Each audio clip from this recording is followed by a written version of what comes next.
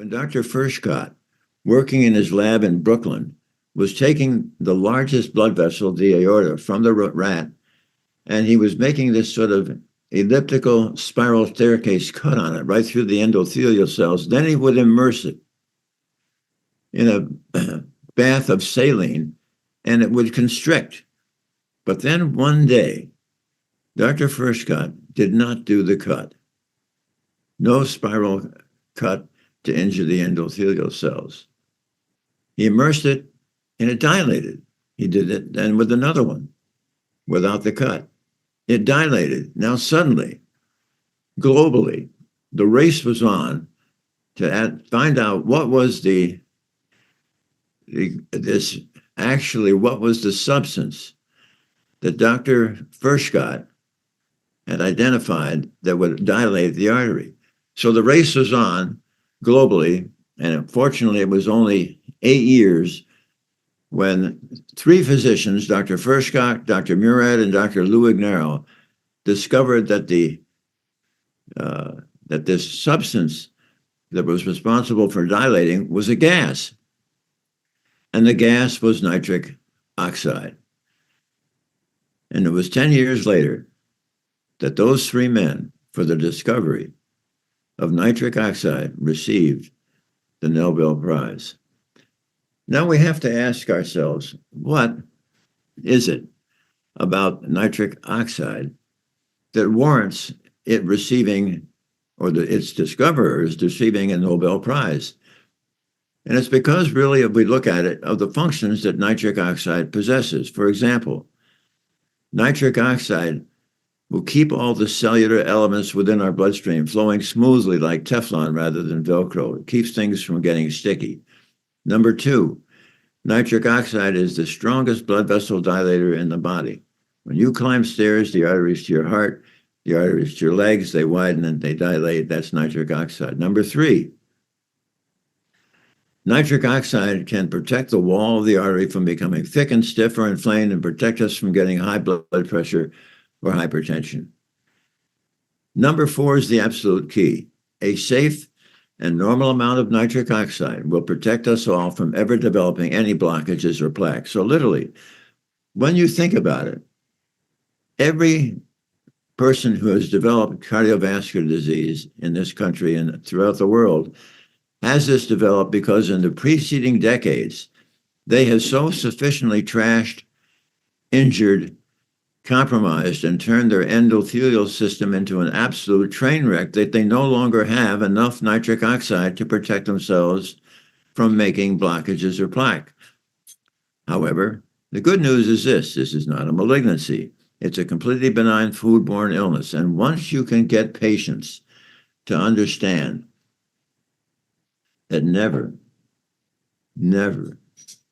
ever again are they to pass through their lips a single morsel that is going to further injure an already train-wrecked endothelium, because then the endothelium can recover. It can then as it recovers, it can stop any further progression of disease, and we often see significant elements of disease reversal. Now, the next thing that probably is important is usually about this stage of my presentation, if I can get the feel for the audience, they're all sort of asking themselves, gee whiz, I wonder what my nitric oxide level is. Well, unfortunately, we really don't have a great, easy, quick method in the physician's office for determining this. But in a research situation, what is done is that an ultrasound probe is placed over the brachial artery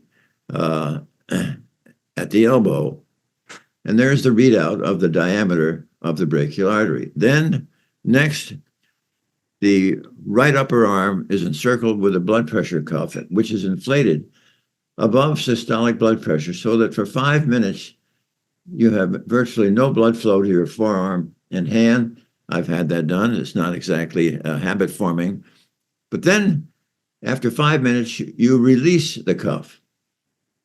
And then again, take the ultrasound probe and immediately measure the new diameter of the artery. And in the normal individual, it'll be 30% greater from all the outpouring of nitric oxide from the endothelial cells while that tourniquet was in place.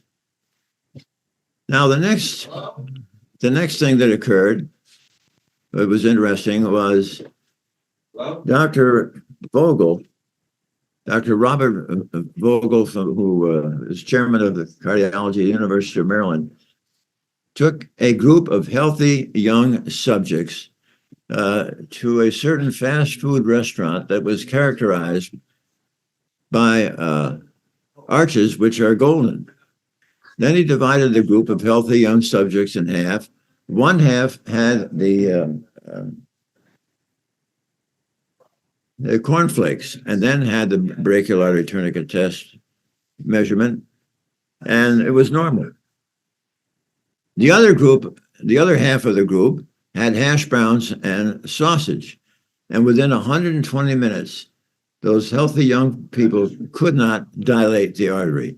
That single meal of hash browns and sausages had so compromised and so injured the endothelial output of nitric oxide, it was insufficient to dilate the artery.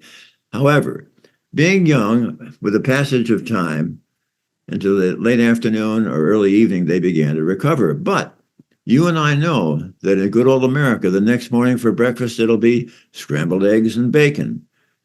And lunchtime, it'll be white bread with mayonnaise and cold cuts. Supper time, it'll be a baked potato with sour cream, lamb chops, vegetables soaked in butter, ranch dressing on the salad, ice cream for dessert.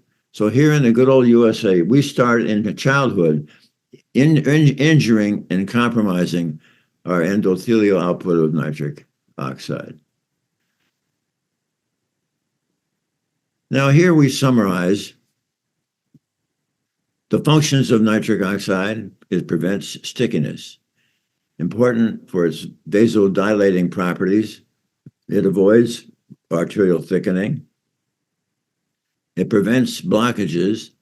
It prevents smooth muscle migration into the lumen of the vessel, and it destroys Darth Vader, the foam cell. Now here we have a list of 4 important defense mechanisms.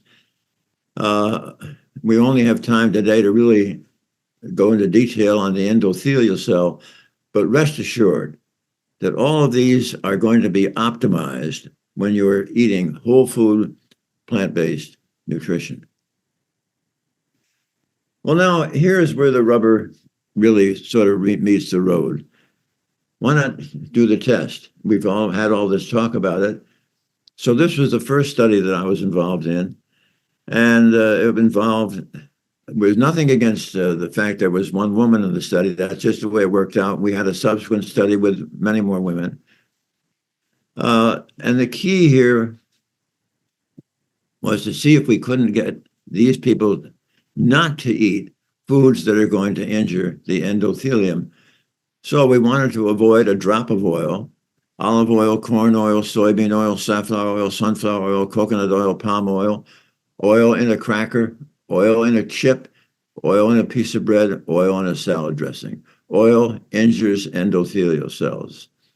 Also, we wanted the patients to eliminate animal protein: meat, fish, chicken, fowl, turkey, and eggs. Also, we wanted to eliminate dairy, milk, cream, butter, cheese, ice cream, and yogurt.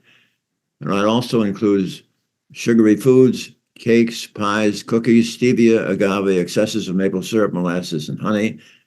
And I'm the outlier who does not like the patients to have peanuts, peanut butter, nut butters, cashew sauce, or avocado, and no coffee with caffeine. Decaf, yes. Now,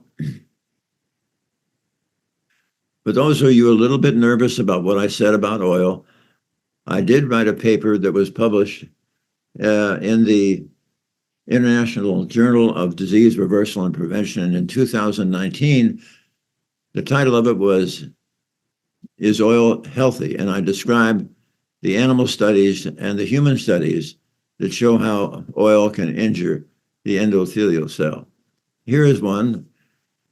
Olive, soybean, and palm oil intake have a similar acute detrimental effect over the endothelial function in healthy young subjects.